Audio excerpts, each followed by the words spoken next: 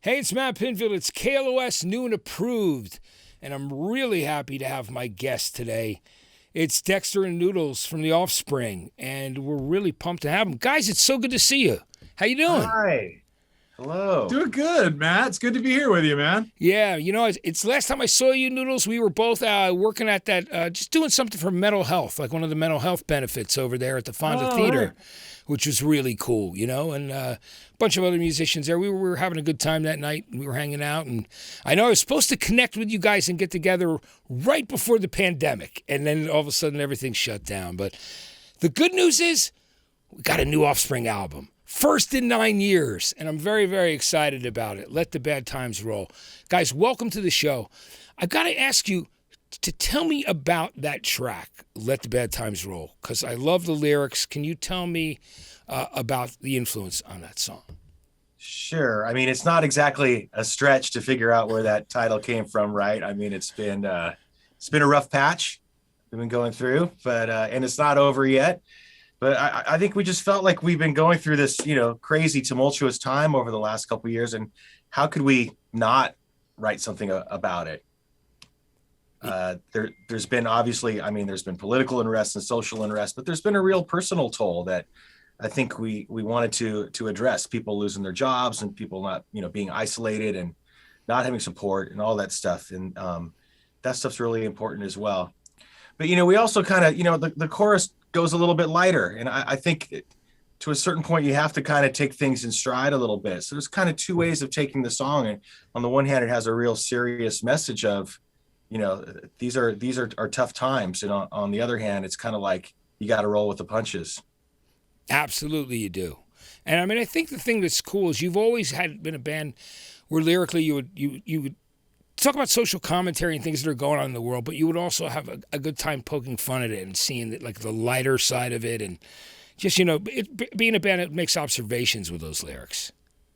Yeah, definitely. This is, aside from just commiserating about all the horrible stuff that's going on in the world, it's kind of like we're also going to get through this. We will get through this. It's just a matter of time. So. Absolutely. Talk to me about working with Bob Rock again. Bob Rock is such a great producer. He's done so many different things. And, I remember he was on one of my producer panels at South by Southwest, and we were talking about his philosophy of sometimes less is more and how he learned that from Mick Ronson, the guy who played guitar for David Bowie all those years and produced his old band, the Payolas. Bob Rock's an incredible guy. Tell me about you deciding to work with him again. Tell me about that relationship. Is it going really well in the studio? Bob's the best. He's like a member of the family now. This is the studio where we recorded the record, and Bob will fly out from wherever he's at in the world and spend a few weeks with us here. And we show up in the morning, have some coffee, talk about, hey, how's your family? Can you believe what's going on in the world? We do that for 15, 20 minutes, and then we get in here, we start tracking, start going over whatever we're going over that day. It's just a blast working with him. He pushes us, but he does it in a way that it doesn't feel like he's mad at us or anything, or dissing us. He pushes us in ways that are just absolutely positive. Yeah, all the records that he's done over the years, whether it's Metallica's Black Album or the list goes on and on, but he has an incredible ear. And him being a musician himself, is that, you think, Dexter, one of the things that also really helps is when you have a producer who actually really knows music himself and has composed and knows his way around? For sure, because sometimes you have to get into the nuts and bolts of why doesn't this work? Is it because the guitar sounds different, or, you need a different kind of strings on the guitar or a different model guitar or something like that. And he really speaks that language. He knows more about guitars and guitar sounds than anybody I know, way more than us. So it's really great to be able to work with him as a musician. I think you just feel a different kind of kinship like that, because you know that he's been where you are. He's been the guy in the band, and he wants it to succeed in that way, in a way that you do. Yeah, I think that's great. Let's talk about some of the tracks on the record. I love the fact that there's 12 songs. And some of the subject matter, I've been checking out some of the titles like the Opioid Diaries and, the song about walls too. There's other songs on the record that really reflect on some of the other issues and things that have been going on in the world right now. Can you tell me about that? Sure, yeah. Yeah, we tend to write about, I don't know, social issues, not so much political necessarily, but personal issues and stuff like that. I mean, the Opioid Diaries is about addiction, and of course, there's lots of songs about addiction, but I think there's something different going on right now, and I think that's that there are kids that are getting addicted almost by accident in a way. They're getting prescribed opioids for pain or something like that, athletes or what have you and stuff, and all of a sudden they run out. And then where do they go? And they're addicted without even knowing they were going to be addicted. And next thing you know, they're turning to heroin and fentanyl. And this is really, a fault of the pharmaceutical companies. And I think that that's kind of a nuance or a point that I hadn't heard anyone really talk about. And I thought it needed to be addressed. Yeah, I mean, we're losing a lot of young people. Fentanyl is killing people left and right. And it's a heartbreaking thing, More than ever before in the history. And there's been bad drug epidemics in the past. It's worse than it's ever been. People are dying at rates that, we haven't seen and we shouldn't ever have seen. Yeah. When we were growing up and I was into all the punk bands, what I liked about it so much, what I could connect to is that they talked about dark issues and talked about depression or mental illness or whatever, or isolation and loneliness in a way that I didn't really get from a lot of the other bands, the more poppy bands, or even the regular rock bands at the time. And so we've never shied away from that stuff. And we feel the response from our fans. We hear so much like, this song really helped me through a dark time, or, I was really struggling. And, they'll say things like, this saved my life. And I mean, I don't necessarily accept that, but I think it seems to resonate with them in a way that it certainly resonated with me. I think that's really cool. It's one of those things that you take from growing up being a kid and listening to rock and roll and punk rock. That's amazing. That's really Absolutely. Great. Talk to me about doing there's a new version of Gone Away on the record, a Gone Away record. Can you tell me about that right before the end of the record? Sure. I mean, Gone Away is one of our songs that we did way back on the Ixnay on the Hombre record. And so we've been playing it live, forever. And a couple of years ago, we thought, why not try it on piano just to totally mix it up? Also just to change up the show, a little bit and kind of create sort of a moment. And I liked doing it on piano because it's just mostly a vocal and piano piece. The guys come in at the end, but it has kind of a personal nature to it, just singing to the piano. But we're really getting a great response from our fans, and they were messaging us saying, where can I get a copy of this? Can you record it? So it ended up being sort of a fan request that we decided to honor by making a recording of it. And I love that you put it right before the end of the album too, like right before the short last track, which is really cool, That's right. Now, is it with a new bass player in the band? Has it really revitalized the way that you guys feel? Is there a new energy with you guys? Yeah, for sure. Do you know Todd? Because he goes way back. He's the East Coast guy. He's been with us for 10 years now. He was doing some backing vocals and rhythm guitar. Yeah. And we just moved him up on bass. He's just so fun to play with. He's got great energy and he's excited about playing, moving him up front. And it's been a blast. We've been rehearsing since we can't play live shows. We've been rehearsing like crazy, just to get the feel of playing music with each other again. And really, we've never been tighter. We never used to rehearse. No, yeah, we didn't do that. So, was that because you were on tour so much, so you almost didn't have to?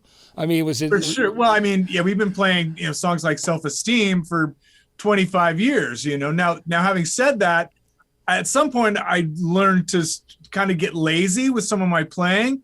So we're examining that. Like, am I strumming all downstrokes exactly where I should be strumming downstrokes, or am I cheating a little bit? And let's lock that back in. I cheat a lot. That's the answer to that question. But we've drifted slightly over the years. So we're getting that back dialed in, and it's just so much fun to kind of re-examine this and just, test yourself to get back to, feeling that youthful exuberance again. Yeah, it's a blast. It's been a lot of fun. Yeah, I'm glad Todd's with you guys. I mean, like you said, he's been with you guys kind of in the background a bit, but it's awesome to see him up there with you. Good guy, too, right? Yeah, definitely a great guy. Yeah. So you guys are in Huntington Beach. That's where your studio is, right? So you guys are down there right now, yeah. Which is great. Is it nice to be able to record a record like that close to home, where you guys are from, where you guys came up, having your studio there? Is there's something about that, right? I mean, being there. Yeah, I used to think because we were a punk band and our music, depends on a certain energy and a certain level of anger, that driving on LA freeways to and from the studio was an important part of that anger. Yeah, that's the mood going to work every day. But now there's so much going on in the world that can just get you riled up that a 10-minute drive still gets you about as angry as the LA freeways ever could. Right. Yeah, that's great. I think that's really cool. Dexter, have you been, because of the COVID, have you not been flying as much? Because I know that you as a pilot loved to fly. You were flying really quite often. So has that changed that for you? It's been a little less often for sure, because we used to fly to a lot of band related stuff. I still do other things on the side. I volunteer for a great organization called Angel Flight. And Angel Flight is where pilots and their planes, they volunteer for missions to pick up people in need of medical attention. So there might be somebody in Phoenix, a kid who needs to get some sort of chemotherapy at Cedar Sinai. So I go pick them up in Phoenix and fly them to Santa Monica, that sort of thing. So I've kept busy that way, but I really love flying, and I try to keep on doing it. Yeah, I'm glad to hear that you do that. That's an amazing charity. I did not know about that, but that's cool. How often do you get called on for something like that? we're proud of him. Yeah, you got to be, right? No, Yeah. so how often do you get called on for something like that? Is that something that could come out of the blue? Like you get a call at night and you're like, I'm gonna get down to my plane. Yeah, I've never really talked about it before because it felt I don't know, weird to bring it up. I'm not trying to call any attention to myself, but you asked, and so I thought, well, let's bring attention to this great organization. They're called Angel Flight West, and they're based in Santa Monica. And basically, they get solicitations from people that need transportation. So a lot of times, if you have some chronic disease, or say it's chemotherapy or dialysis, and you have to come from someplace, let's say near Northern California, and you have to get down to LA, these people have to come down once, twice a week, and the drive is difficult financially on them and their families, and it's difficult on them physically. So they really benefit from having private pilots fly them. And mostly it's like really small Cessnas and that sort of thing.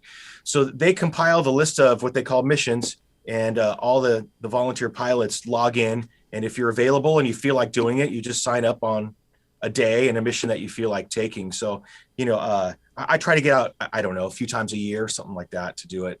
Yeah, I think it's what an incredible organization. I'm really excited to hear about that, and to let people know about it. People that are watching the interview right now, I think it's really, really cool. So, guys, what do you think as far as touring? Now you've got such an incredible back catalog of great songs. When it comes time to tour, how do you break that down? When you're going to tour again, because again, it's the first album in 9 years, right? Since 2012. So how would you break those songs up? Because it's got to be harder and harder sometimes to make set lists because there's so many things to choose from now. Right. We were just talking about this. There's 16, 17, 18 songs that you have to play every night. Yeah. And then we have 40 songs that we're rehearsing to throw in at a rotating slot whenever the mood strikes us or the fans ask for it. So there's like 2 or 3 songs every night. We're gonna do that out of the 40 on top of the original 16 to 18. So yeah, it gets kind of frustrating that we can't play more of the songs that we'd all like to, but we do as much as we can to make sure we're rotating everybody's favorite. Everybody's got their pet favorite song, and we try to please as many of the fans as we can. But it's getting more difficult with the time because we got a new record coming out and we want to play all the songs off the new record and see how that goes. Yeah, there's a lot of strong songs on this record too. Thank you. Yeah, there really are, guys. So, is there? Obviously everything was stopped. Is there any plans to pick up a tour? Say that things do open up again, late this coming year. Is there any talk already of dates for you guys? And do you think, do you know who you'd like to go out with on like a tour package? Which bands you'd like to bring when you go? Yeah, we actually have shows booked as early as June. Our fingers are crossed. We don't know. They may go away depending on the virus and the pandemic, if we can get it under control. We're hopeful, but we're not going to do anything that'll put people at risk. We're just hoping everyone stay safe and that we can get this virus under control so we can all gather together and enjoy live music, both as performers and as fans. Yeah, as soon as we can. And unfortunately, no one can predict. And the date when shows are going to start happening just kind of keeps on sliding. It's supposed to be summer. And then I think more people are talking about the fall at this point. And some people are saying, it's not going to be till next year. And we certainly hope it's not going to be that long, but we're anxiously waiting. We'll be ready. Yeah. Well, we can't wait to see you. And will you be doing so? Will you be flying the band to some of these tour dates, Dexter? We fly to a lot of the dates, and we take a bus to a lot of the dates. And sometimes I do the flying, but we always have a professional pilot along and stuff. And I prefer to fly, and Noodles prefers the bus. So we we alternate. Something about rock stars and airplanes just kind of makes me a little nervous. What? Yeah. Yeah. In other Now, words, he's a really conscientious pilot, and I trust him with my life. I've done it multiple times. So, and the jet is fun, but I'm just comfortable on a tour bus. I always have been. So. Yeah, it's amazing. Guys, I can't believe how many years it's been, but it's great. It's so good to have a new album from you. And I want to thank you guys for checking in with me today. It's great to have you on the show. And it's good to see you guys. I can't wait till I can see you guys in the flesh and come see you play live. Always great running into you, Matt. Yeah. I can't wait till we can go out to some live shows again and see you in that arena. Yeah, we'll definitely be hanging when we do. But guys, congratulations on the new record. So good for those people that, obviously got a taste with Coming for You, and now they have the new single. There's full record with 12 songs. It's going to be make your fans really happy, and we're excited for you as well. So, guys, thanks so much, and thanks for checking in with me. Thanks, you, Matt. I appreciate it. Always good to see you. It's amazing. The Offspring. The new album is Let the Bad Times Roll. It's going to be out on April 16th. So good to catch up with Dexter and Noodles from their studio in Huntington Beach. I'm Matt Pinfield, and you're watching KLOS New and Approved.